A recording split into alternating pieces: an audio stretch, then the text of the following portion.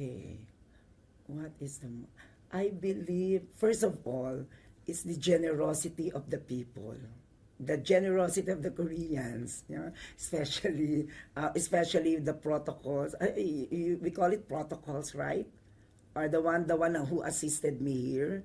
No, I never felt that I am far from my home in the Philippines because of the generosity of the love and the support of each and every individual here until the time that I am here interviewing. No, so one of the as far as the conference is concerned, one of the memorable aspect of this is that I was able to meet different nations, different people from other countries, because this is my first time to attend an international summit, an international conference. So it is really something that I really looking forward to.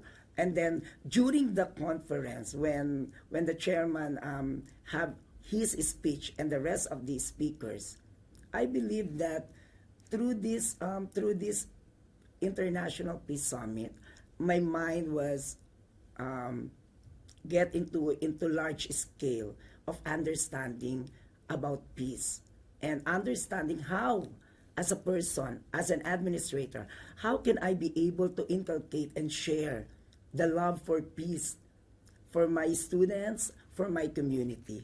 So I think that the best thing I have here in this conference is that as an individual, we can make a difference.